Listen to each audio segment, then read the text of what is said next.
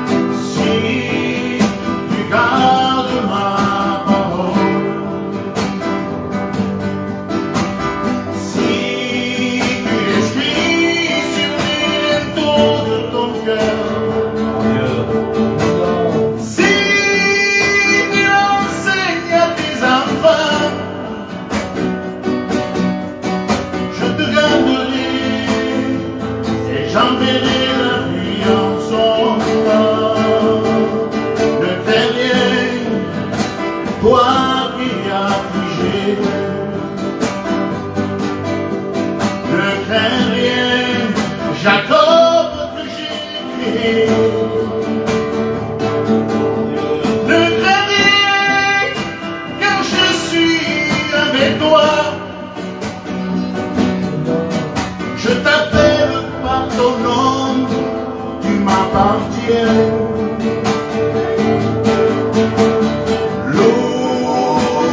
Loué soit Dieu, loué soit Dieu.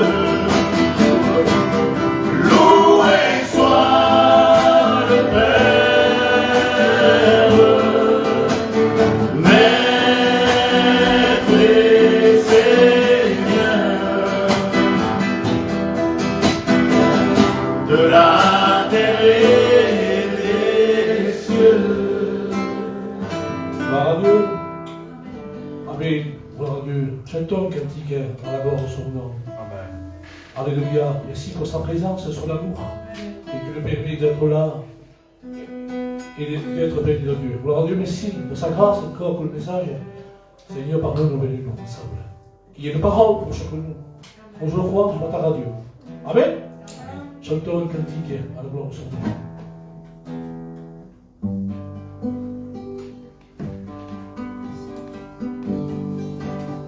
Victoire au Seigneur de la vie. Alléluia. Amen. Ensemble. Victoire de l'infini. Victoire au nom de Jésus-Christ. Victoire par le Saint-Esprit. Le règne pour le temps puissant.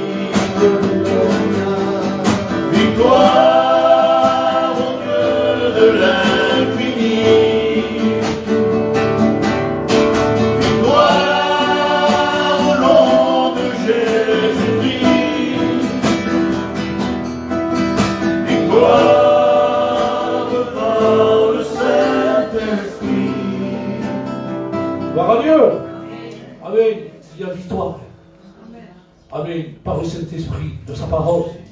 Voilà pourquoi un chrétien, amen, il a toujours une victoire. Mais parfois, si des fois il voit, amen, des combats, des problèmes, des fois en croyant que des fois il y a des problèmes dans la vie chrétienne, des échecs. Mais dans son cœur, il y a une victoire. Parce qu'il possède le Christ dans son cœur. Quoi qu'il arrive, quoi qu'il ait un problème, que ce soit dans sa vie, on est dans le monde, hein. Mais je dis Seigneur parce qu'il est corps victorieux, parce que celui qui règne en nous, c'est Jésus-Christ. Gloire à Dieu. Merci Seigneur. Je ne sais pas, mes frères et sœurs, il faut s'attendre de ce que le Seigneur nous bénit, parce qu'il y a toujours une victoire pour le peuple de Dieu. Amen. Chantons encore peut-être 2 cantiques et on laissera toute la place à la parole de Dieu.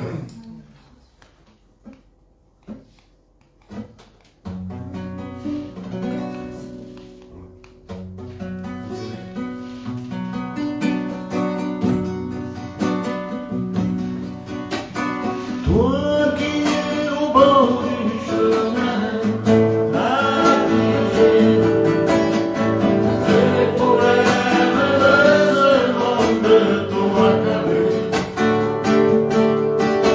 C'est pas parce qu'on est chrétien qu'on n'aura pas de tribulation. Mais gloire soit dit à Dieu avec lui, nous vaincrons.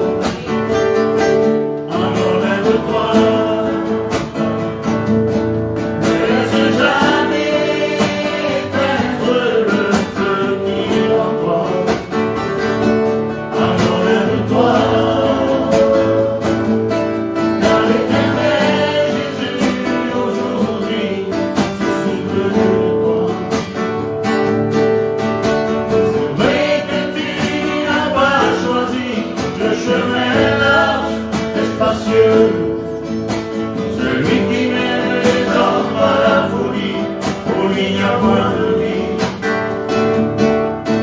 Tu te trouves dans ce chemin qui est étroit et lequel parfois c'est difficile.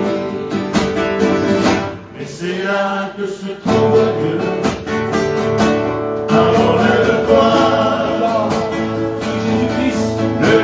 Jamais éteindre le feu qui est en toi. Alors lève-toi,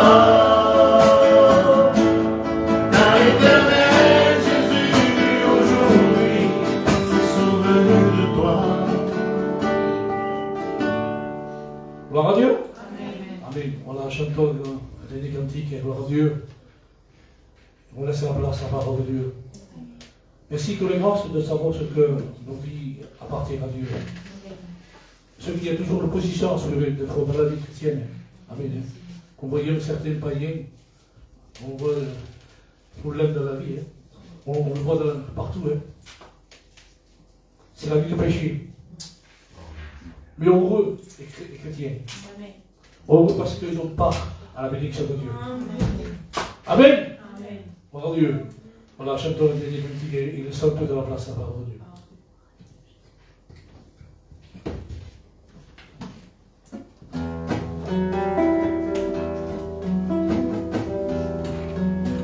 Amarte solo a ti, Señor. Amarte solo a ti, Señor. Amarte solo a ti, Señor, y no mirar atrás, seguir tu caminar, Señor, si sigues fallar, Señor.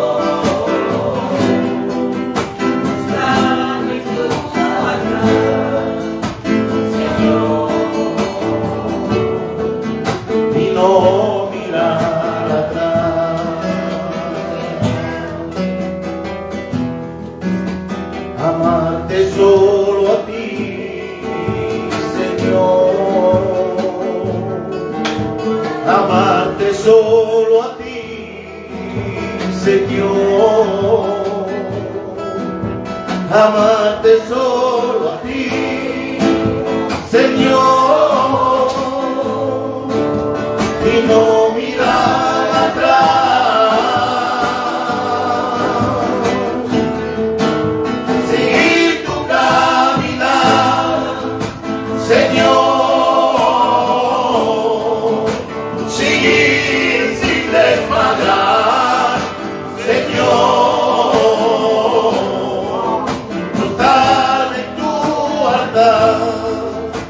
Señor,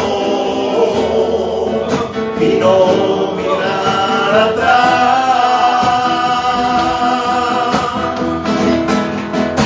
seguir tu caminar, Señor, seguir sin desmayar, Señor, mostrarme tu altar, Señor, y no mirar atrás.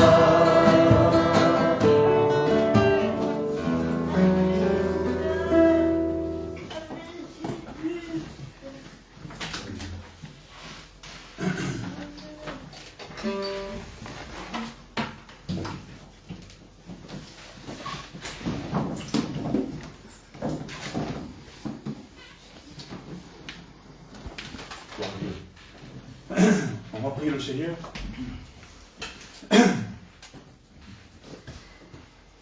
Seigneur, nous voudrions te prier encore une fois, Seigneur. Et je ne voudrais pas, Seigneur, que ce soit une réunion de plus. Seigneur, nous ne voudrions pas juste écouter, faire une réunion, Seigneur. Que tu puisses, Seigneur, agir dans nos cœurs. Nous puissions prendre chacun de nous, Seigneur, et tu connais nos cœurs, en considération de cette réunion. Ces moments devant toi, Seigneur. Alléluia. Et que ta parole, Seigneur, puisse nous révéler notre vie. Nous montrer, Seigneur, ce qui ne va pas en nous, Seigneur. Seigneur, nous ne voulons pas des réunions pour des réunions, mais des moments avec toi, en communion avec les frères et sœurs, des moments fraternels, Seigneur, dans ta présence et dans le Saint-Esprit. Éclaire nos vies, Seigneur, et merci. Amen. Voilà, gloire à Dieu. Voilà ce message que le Seigneur m'a donné, qu'il m'a confié plutôt, et je vous le prêcher de tout mon cœur. C'est une exhortation à la persévérance, à l'union fraternelle, à l'humilité et à la sainteté. Amen. Amen. Voilà ce qui est écrit dans Philippiens 1, et on va lire dans le verset 27. Il dit, le Seigneur, gloire à Dieu, seulement, il dit, conduisez-vous d'une manière digne de l'évangile de Christ, afin que, soit que je vienne vous voir, soit que je reste absent, j'entends dire de vous que vous demeurez ferme dans le même esprit, combattant d'une même âme pour la foi de l'évangile, très important, sans vous laisser aucunement effrayer par les adversaires, ce qui est pour eux une preuve de perdition, mais pour vous de salut. Le verset 29, il dit, et cela de la part de Dieu, car il vous a été fait la grâce par rapport à Christ, non seulement de croire en lui, non seulement ça, mais encore de souffrir pour lui, en soutenant le même combat que vous m'avez vu soutenir, et que vous apprenez maintenant que je soutiens. Gloire à Dieu. Amen. Et le message que Dieu a mis dans mon cœur, Seigneur, bien sûr, c'est une exhortation à la persévérance, à l'union fraternelle, c'est très important, à l'humilité et à la sainteté. Et le Seigneur veut nous montrer, je le crois de tout mon cœur, qu'une vie chrétienne, ce n'est pas une vie d'un sourire, ou d'une joie qui est d'une joie charnelle. Quand on est avec Jésus, et vous comprenez ce que je veux dire. Nous passons nous passons la tristesse que nous avons par rapport aux âmes qui se perdent. Nous souffrons. On souffre. Jésus a beaucoup souffert. Il a souffert dans son cœur et il a souffert avec son corps. Il a tout donné, lui. Jésus, quand il pleure, ce n'est pas parce qu'il est triste, parce qu'il manque de quelque chose. Ce n'est pas parce que quelqu'un de la famille lui demande quelque chose à faire et qui, lui, il ne peut pas parce que c'est un chrétien. Non, Jésus, c'est le Fils de Dieu et il nous donne l'exemple de lui ressembler. Oui, mais c'est le Fils de Dieu, il faut lui ressembler. Oui. En tout. Oui. C'est vrai, il est le Fils de Dieu, mais n'oublions pas qu'il est venu tant qu'homme. Tant qu'homme il est venu. Et il est né, et puis il a voulu, lui, Jésus, ressentir ce que l'homme ressentait. Mais voilà, Jésus était saint, il était pur. Mon Dieu. Et Jésus, Seigneur, je l'adore. J'adore Jésus, j'adore l'Éternel. Et je remercie le Saint-Esprit de l'intelligence qu'il nous donne. Parce qu'un chrétien, quand il s'approche de Dieu, je vous le dis en vérité au nom du Seigneur Jésus, il a l'intelligence que Dieu lui a donnée de révéler et de savoir ce qui est écrit. Ce qui est écrit est bénéfique pour notre cœur, notre âme et notre esprit. Il ne faut pas oublier, les frères, nous ne sommes pas ici pour y vivre éternellement. Nous allons partir un jour. Jésus viendra nous chercher, c'est ce que je désire dans mon cœur. Que Jésus vienne nous chercher, frère. Mon Dieu.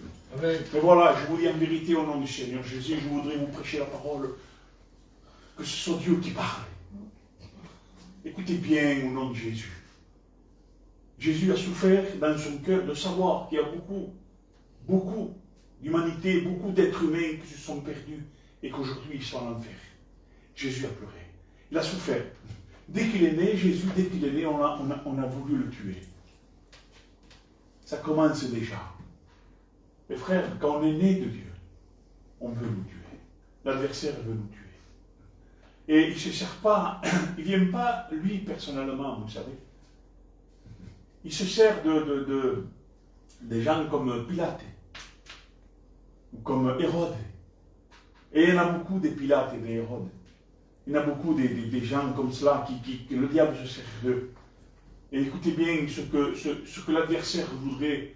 Il voudrait, si il ne nous a pas avec des souffrances, avec des choses qui se passent, il peut nous avoir par les choses que nous puissions faire, qu'on croit que c'est rien. Il faut être vigilant dans tous les moments.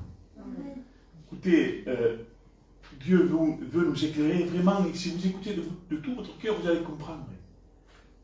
Écoutez. Écoutez bien. En effet, pour ceux qui est du Christ, Dieu de gloire, la grâce vous a été accordée. Nous a été accordée une grâce terrible. Non seulement de mettre notre foi en lui, c'est pas que ça. Je crois en Dieu, je fais quelque chose, je vais dans l'église, je sais que Jésus revit, tout le monde, aujourd'hui c'est une mode de l'évangile, tout le monde le connaît. Il y en a même qui défendent la parole et ils sont plus avec Dieu. Il y en a même qui disent, moi, même ils parlent contre les serviteurs tordus, j'aime pas ça, mais ils sont au milieu d'eux. Ils ont la foi. C'est quoi cette foi, Seigneur? La foi va avec les œuvres. Sans la foi, sans les œuvres, nul ne rentrera au ciel. Alors on croit, on défend la parole. On dit ce serviteur, c'est pas un serviteur, ça c'est pas une église, et ça c'est pas ci, ça c'est pas ça. Et ces gens-là se fortifient par ça. Et se disent chrétiens par ça. Ils se flattent. Écoutez, pourquoi je dis ça? Parce qu'on a entendu et vu ça en ce moment. Et depuis longtemps, on en voit. Et ce que je veux, je me sers de ça, je me sers de ce que je vois et que j'entends pour vous prêcher ce que Dieu a mis dans mon cœur. Très important. Un chrétien, c'est pas un chrétien farfelu. C'est quelqu'un qui vit avec Dieu. Amen. Il défend la parole, mais il a vie la parole. Amen. Il a les œuvres dans son cœur. Alors il dit, la parole de Dieu, il dit en effet, pour ceux qui est de Christ, la grâce vous a été accordée, non seulement de mettre votre foi en lui, mais encore. Parce qu'il n'y en a pas beaucoup qui veulent encore souffrir pour lui. Oui. Ah, ils ont la foi, mais ils ne veulent pas souffrir. Écoutez, il y a plusieurs souffrances dans une vie chrétienne. Il y a la souffrance de voir de la famille qui se perd. Il y a de la souffrance, il y a de la famille qui est contre nous. Non seulement contre nous, mais je ne parle pas, on parle à nous. Mais il y a d'autres chrétiens aussi qui souffrent à cause de ça, les mêmes choses que nous. Et c'est une souffrance de voir de la famille qui est contre nous, qui parle contre la parole, ils sont contre la justice de Dieu. Ah, ils ont la foi. Seigneur Jésus, n'ayons pas que la foi, les frères. Il faut souffrir. Amen. Il faut accepter de souffrir. Amen.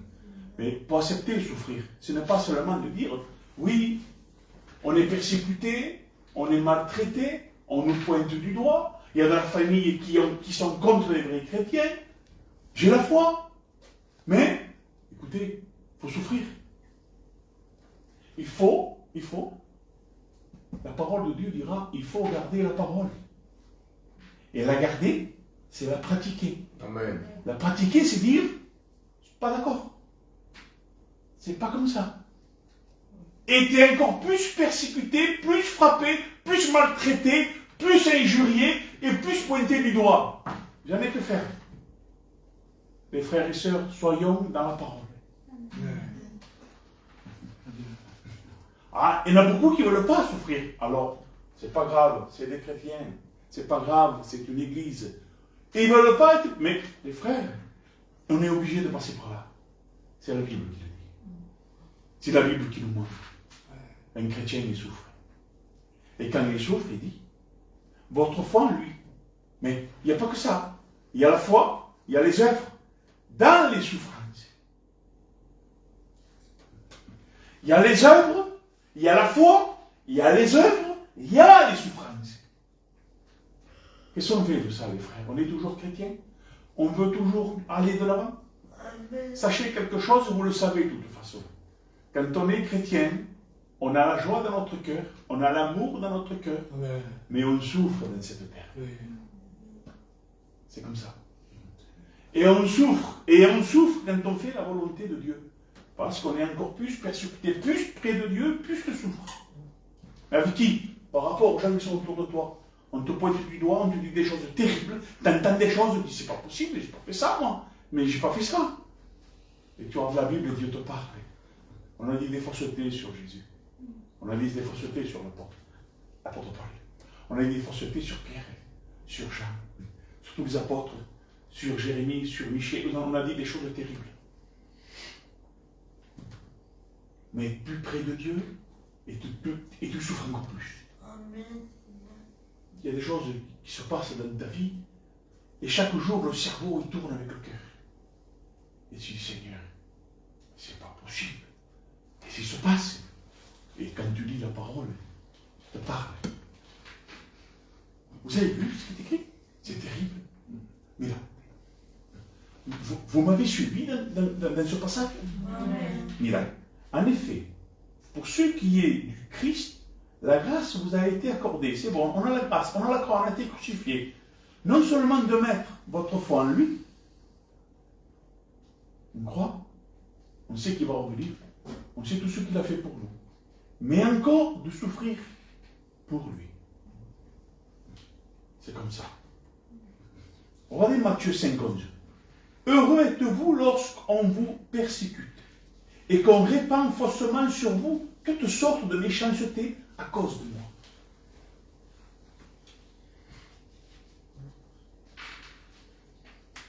Qui c'est qui souffre comme ça? Bon.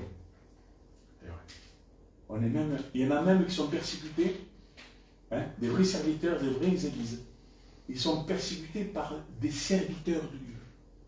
Qu'en vérité, ce ne sont plus des serviteurs de Dieu qui sont dans le diapason. C'est des serviteurs de Dieu qui sont en train de servir le peuple. Ce sont devenus des Baals, des pharisiens. Ceux-là vont contre les vrais serviteurs. Et ils donnent au peuple, aux chrétiens, ils étaient des chrétiens, des choses que Baal ou Balaam a donné au peuple. Le péché. Et on se tourne plus vers Dieu. On se tourne vers des choses qui sont plus spirituelles, qui sont devenues charnelles. Alors tous ces gens-là vont contre Dieu contre les vraies églises, contre les vrais serviteurs. Et il y en a qui poussent tout tordu. Il y en a même qui sont... Alors, c'est pas ce message-là, mais un autre que j'ai.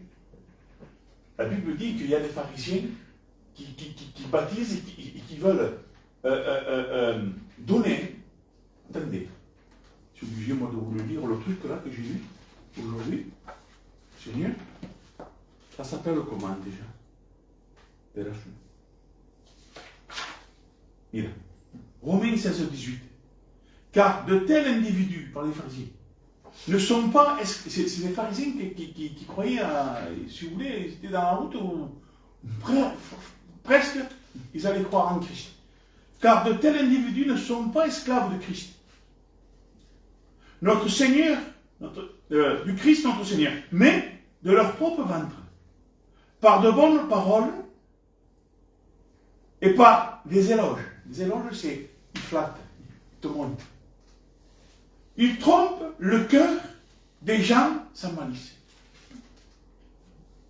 Alors, il y a des gens qui viennent, c'est vrai, qui vont pour se convertir, ils sont là, ils sont prêts, mais ils sont mal dirigés, ils tombent dans l'église avec des gens qui parlent de Dieu, avec des gens qui défendent la parole de Dieu, mais ils n'ont pas les œuvres.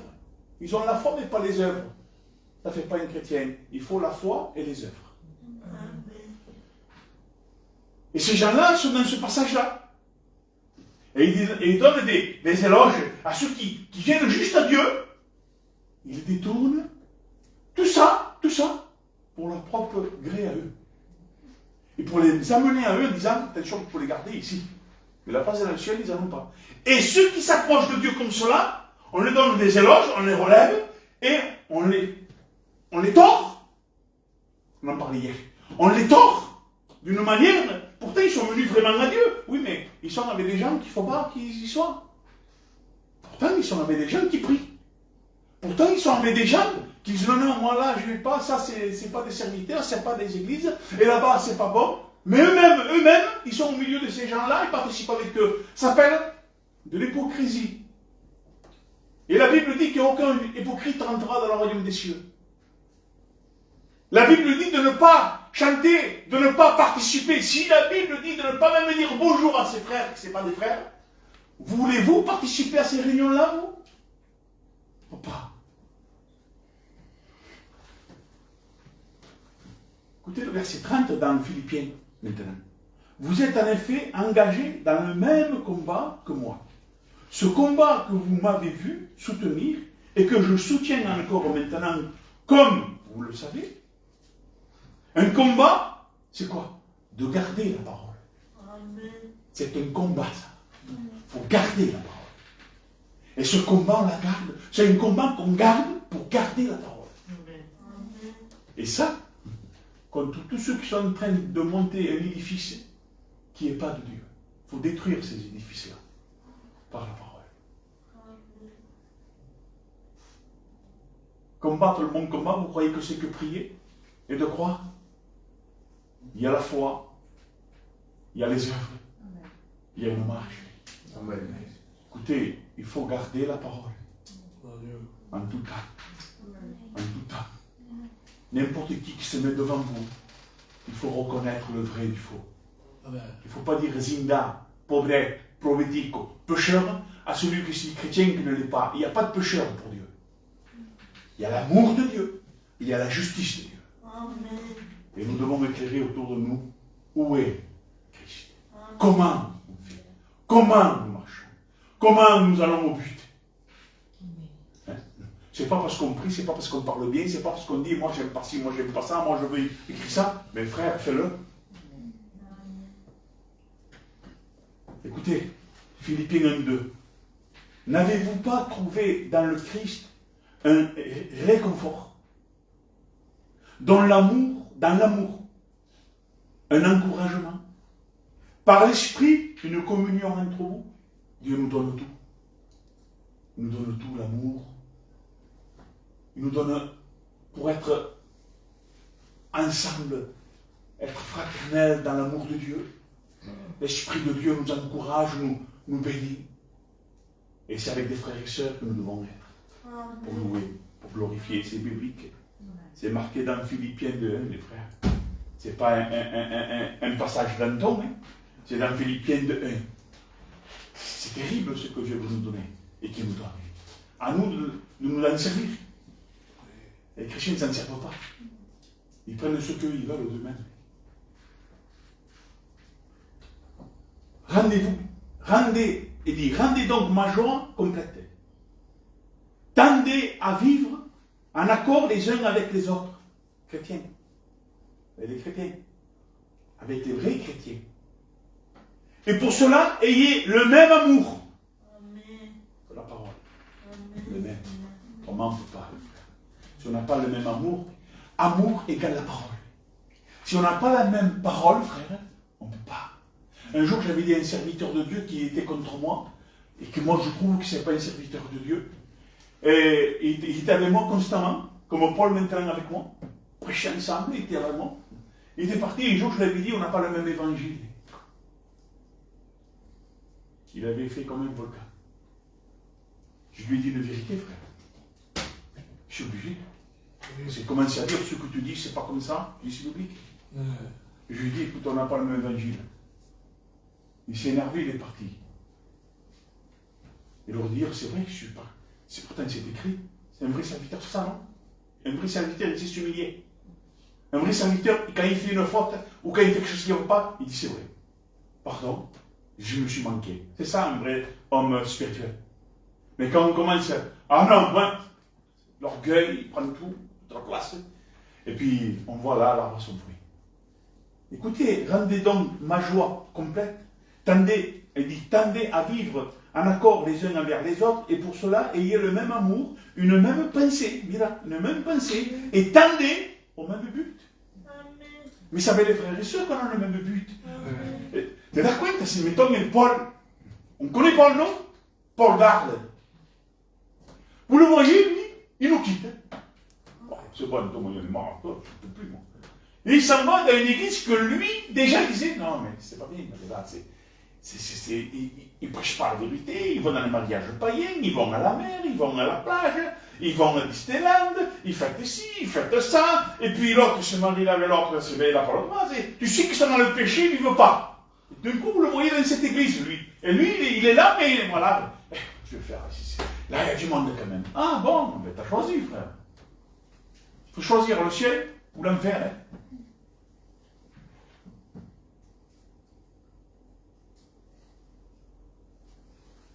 Écoutez le verset 3.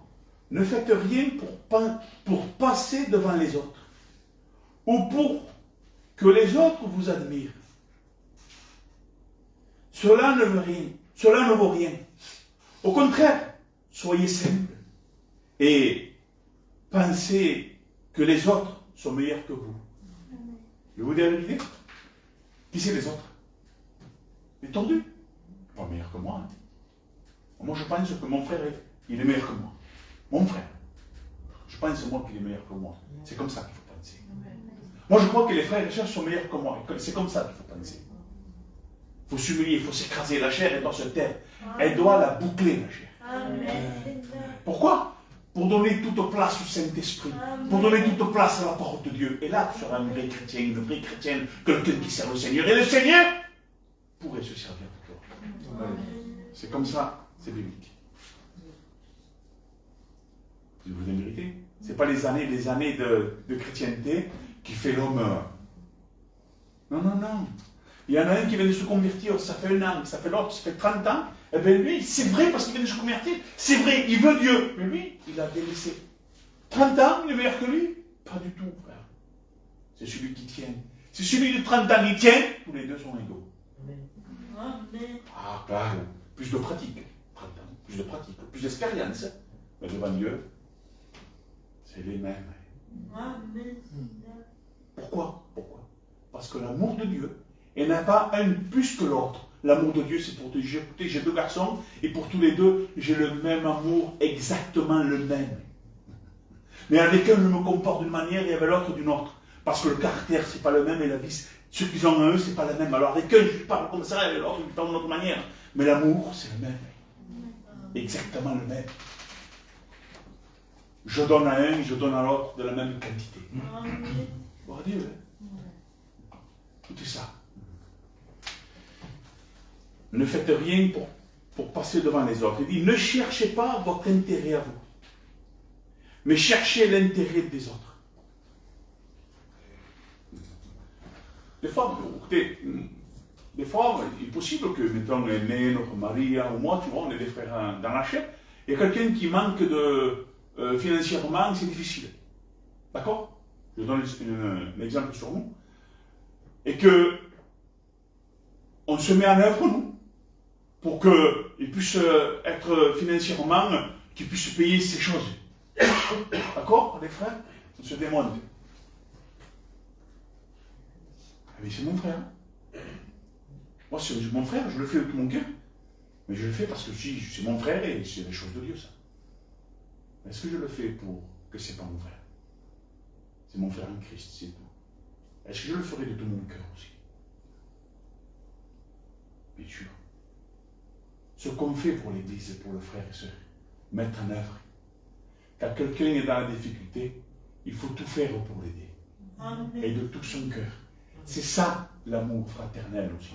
Ce n'est pas se réunir et prier seulement. L'amour fraternel, c'est en tout. Amen. Eh oui, c'est ça, les choses de Dieu. Écoutez ce qui est écrit. Ne cherchez pas votre intérêt à vous, mais cherchez les intérêts des autres. Entre vous, conduisez-vous comme des gens unis au Christ Jésus. Écoutez Jacques 1, 2. Mes frères et mes sœurs chrétiens, c'est écrit comme ça. Bien. Mes frères et mes sœurs chrétiens, quand vous rencontrez des difficultés et des souffrances, de toutes sortes, soyez très heureux. C'est humain, ça. C'est normal, ça. Frère, t'es pas chrétien, tu dis, c'est quoi cette parole-là? C'est un truc de fou, ça, non? Comment ça? Tu passes dans des difficultés, tu souffres. Il me demande d'être heureux. Frère, quand on est chrétien, on le comprend. Amen. Ça veut dire que dans les souffrances et dans les difficultés, dans les souffrances, soyez heureux parce qu'on est persécuté par le monde et par les choses qui nous envahissent. D'accord? Soyez heureux, pourquoi? Parce qu'il y a quelqu'un en vous, un être humain qui est en Christ, qui est plus grand que les souffrances et les difficultés. Il est au-dessus de tout, Seigneur. Tu peux être affligé, tu peux être dans la souffrance des choses que tu vois, que Seigneur, pourquoi? Mettez votre problème. Sache quelque chose, frère et sœur. Que le Seigneur, il dit, sois heureux, parce que tu peux demander à un Dieu qui entend tout, qui peut tout. Et soyez dans la patience. Soyons dans la patience. Je vous dis ça, donc je me avec vous, pas de problème, hein, parce que des fois on n'a pas trop de patience. Mais, et la foi, et les œuvres, il faut tout mettre en œuvre. La foi, les œuvres, les actes, tout. Et regardez le frère et la sœur comme un de la famille. Jésus dit, qui sont mes frères, qui sont mes sœurs, qui est ma mère. Oui, ils veulent te voir. Et non, moi je dis, Jésus, non, moi, voilà à ses apôtres, voilà mes sœurs, voilà mes frères, voilà ma mère. Il dit. Il nous donne un exemple. Qu'est-ce qu'on fait de cette parole de Jésus qui sort de sa bouche de lui-même, personnelle? Qu'est-ce qu'on fait de ça? La vraie sœur, le vrai frère, fait partie de la famille céleste. Amen. Il faut le regarder avec tout notre amour. Amen. Mais pour celui qui se dit frère et qui ne l'est pas, on a de l'amour, on veut qu'il change, on veut qu'il vienne à Christ, mais on n'est pas d'accord. Ça s'appelle l'amour. On n'est pas d'accord, ça s'appelle l'amour. Oh, alors, quand on n'est pas d'accord, on n'a plus d'amour. Quand on n'est pas d'accord, qu'on dit non, ça c'est comme ça, et puis c'est tout. On dit, t'as vu, il n'a pas d'amour. Mais non, c'est biblique. Et quand on parle de l'amour, on parle de la parole. Amour égale parole, parole égale amour. Tout vient de la parole. Amen. Comprenez ça? En premier, avant d'aimer quelqu'un, il faut se convertir à l'évangile. Avant d'aimer et dire j'ai de l'amour pour mon frère, il faut aimer Dieu, il faut aimer la parole. Et quand on exerce, quand on est dans la pratique, donc tu peux aimer ton prochain.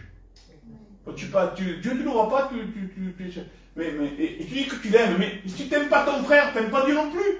Avant, il faut aimer la parole. Amen. Il faut que le sang de Jésus nous purifie du péché. On aime la parole, on aime notre frère. Voilà. Si on exerce, on aime notre frère.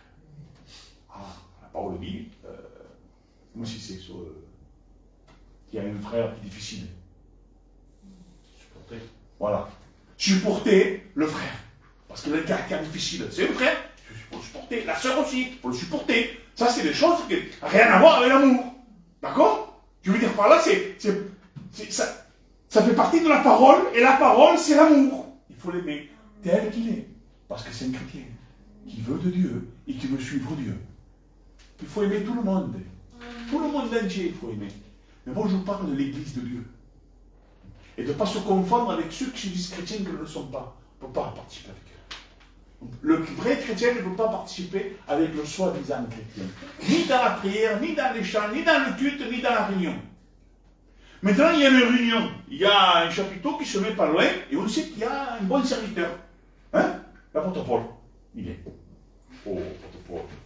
Mais dans tout ce ramassis de gens, il y a des faux chrétiens, il y a des faux pasteurs, il y a qui sont même dans l'adultère. C'est une réunion que tout le monde écoute. Moi, j'y vais, frère. J'y vais. C'est pas mes jours de réunion. J'écoute le serviteur.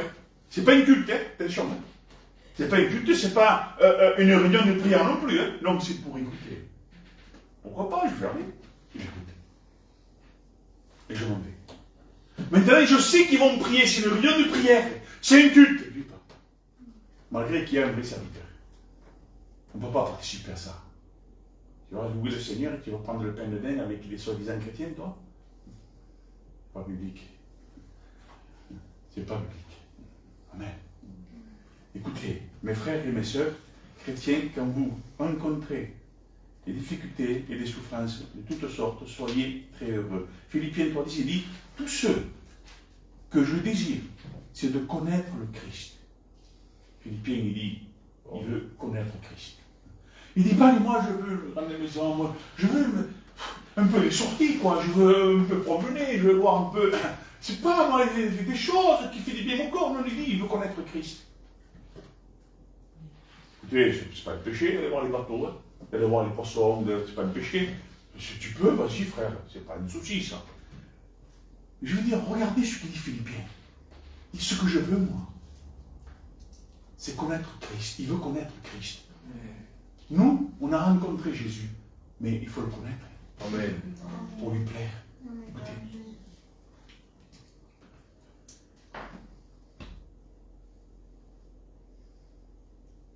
Tout ce que je désire, c'est de connaître le Christ et la puissance de sa résurrection.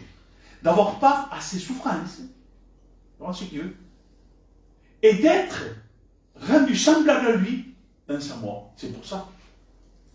Parce que lui, il va rentrer au but. Il veut souffrir, il veut connaître Dieu, il veut souffrir avec lui. Il veut connaître la croix, il veut connaître encore plus. Il veut connaître Jésus, ce qu'il veut, comment il doit se comporter, comment il doit marcher, pour qu'un jour il doit ressusciter et rentrer dans le ciel. C'est ça un chrétien. Ce n'est pas des réunions de séminaires et tout ce qui s'ensuit. Le chrétien ne se contente pas de ça. Vous savez ce que j'entends là maintenant, là, et puis ça fait le temps. J'entends un témoignage comme ça. Oui, voilà, c'est des jeunes, peut-être aussi. Il dit, voilà, voilà mon témoignage. Je me suis converti, puis après, voilà, il n'y avait plus de mission, il n'y avait plus de convention, et tout ça, il n'y avait plus de réunions de jeunesse. Je me sentais seul, et mal, et je ne sentais plus rien. Et j'étais mal, alors j'ai dit, Seigneur, qu'est-ce qui se passe? Et le Seigneur dit, vas-y, il y a une réunion là-bas, il y a des jeunes, il y a une atmosphère qui est bien. Et je suis allé et je t'ai béni. Qu'est-ce que vous en dites de ça? C'est biblique, ça, Seigneur. C'est un chrétien, ça. Seigneur, pour lui dire que Dieu le bénisse, qu'il puisse rencontrer le Seigneur, cet homme, attention. Et ça m'a fait de la peine que j'ai entendu. Qui c'est? Qui c'est son serviteur? Qui c'est son serviteur? Qui c'est? Vous pouvez dire, hein? Il me dit, c'est sérieux, tu dis. Attends, t'es un serviteur, ouais. Tu n'as pas dit que c'est pas ça? Tu n'as pas dit que c'est pas ça, l'évangile? Vous vous rendez compte un peu les gens, comment ils sont? Dans quel état ils sont? C'est pas possible. Un chrétien, quand il se convertit à l'évangile, il faut l'église, il faut le serviteur, il faut les frères et sœurs. Mais il a une vie avec Dieu. Nous, on est restés pendant 2 ans, 3 ans sans église. On était des chrétiens toujours. On était toujours chrétiens. On n'avait pas besoin de réunions de jeunesse et des réunions de ceci. Oui, on avait envie d'avoir un local, on avait envie qu'il y ait un serviteur qui nous prêche, qu'il y a des chrétiens, bien sûr, c'est normal ça. Mais frère, On ne vit pas au bout de séminaire de convention, de réunion de jeunesse, et de ceci et de cela, pour être dans le mouvement. Il n'y a pas de mouvement, mais Dieu. Il y a une conversion. Il y a un marché avec Dieu, quoi. Vous comprenez ça? Dans les témoignages, terrible. Il dit non, et puis tu le vois, il n'est pas converti, Pichot. Il croit à ça, lui. C'est pas parce qu'il croit qu'il est sauvé. Pas du tout. Il prie. Mais non, mais il ne sait pas. Il ne dit pas. C'est votre serviteur. Oui, mais maintenant, il dit que c'est pas comme ça, lui. Tu jettes une pierre. Écoutez, il dit comme ça, le reconnaître comme maître et seigneur et sauveur. Et roi. Pour avoir part aux souffrances. Les souffrances de Christ. Écoutez, je marque comme ça. Elles commencent quand Jésus est né. Ça commence déjà. Et est venue une pensée, déjà avec le peuple reniait Jésus. Ah, combien il a souffert Jésus quand même, hein? Il a souffert Jésus. Le peuple reniait les choses de Dieu. Jésus dit non, bon, il y en a qui croyaient, heureusement, mais il y en avait beaucoup qui reniaient Jésus. Et Jésus souffrait dans son cœur. De savoir qu'il y en a beaucoup qui le reniaient. Ils ne savent pas que je suis la porte, que je suis la vie. Ils vont périr, tout cela vont périr. Je savais, ils allaient tous périr. Il pleure au tombeau de Lazare. Il pleure pourquoi? Parce qu'il ne pleure pas sur Lazare. Il pleure sur l'humanité, pour ceux qui vont mourir, qui sont dans le péché, qui vont entrer à l'enfer. Il pleure pour ça, lui. Là, il souffrait aussi, là. Il était en train de souffrir. Et quand Marthe et Marie viennent avec les pleureurs et les pleureuses, c'est pas vrai. Les frères, il a pleuré pour l'humanité, mais quand il les voit, il s'énerve. Avant ça, Jésus, il s'énerve contre eux, il dit, que c'est quoi ce peuple-là? C'est quoi tous ces gens-là qui font exprès de pleurer et qui ne veulent pas de la vérité? Ensuite, il va au tombeau et il pleure. Oh. Il aime Lazare et pas eux? Non, il pleure pour eux. Il pleure pour ceux que lui, il s'est révolté, il s'est énervé, Jésus. Je peux dire, énervé. C'est une colère sainte.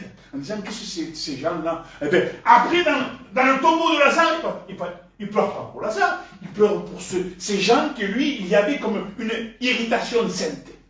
Il faut connaître ça, les frères. On ne mélange pas tout. Je finis. Écoutez ça.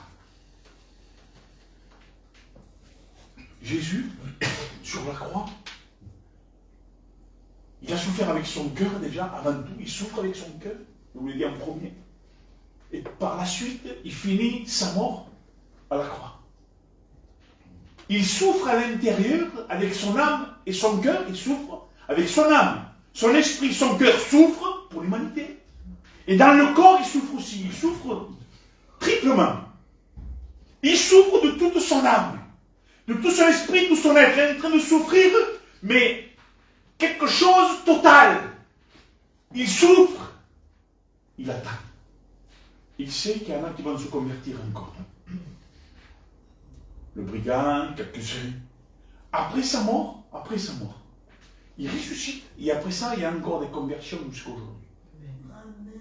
Vous voyez un peu la puissance de la mort de Christ et la résurrection. Cette puissance-là, elle existe toujours. C'est toujours vivant. Mais malheureusement, Seigneur, malheureusement, il y en a beaucoup qui ne sont pas dans le vrai évangile, ils sont dans l'erreur. Ils veulent rester dans l'erreur. La peine. Et tous ceux qui sont dans l'erreur, qui sont dans le péché, qui sont toujours en train de dire Alléluia, gloire à Dieu, ils disent n'importe quoi envers. Ils prennent un verset et ils disent n'importe quoi. Ils imprègnent les cœurs des choses tordues, où ils ont tordu le sens de la parole. Et ils vont dans une vie tordue. Ils croyaient que c'est ça. Alors il vient un vrai serviteur qui dit non, c'est pas comme ça. C'est ça. Il dit non, il faut lui. Lui seul contre. Combien il y en avait 450 400, 800. Tous ces prophètes-là, contre un seul, qu'est-ce qui a raison? Qu'est-ce qu'il y a Dieu là? Il ne faut pas regarder la quantité, il faut regarder ce qui est écrit dans le cœur. Amen. Gloire à Dieu. Heureusement qu'il y a encore des vrais serviteurs et des vraies églises. Alléluia, autrement, ce serait quelque chose de terrible. Jésus revient. Et il faut souffrir pour Jésus. Parce que lui, il a assez souffert pour nous. On doit aussi souffrir. C'est comme ça, en disant la vérité. Gloire à Dieu. On prie? Allez, on prie. Alléluia. Nous te prions, Éternel, parce que encore qu'on a écouté ta parole.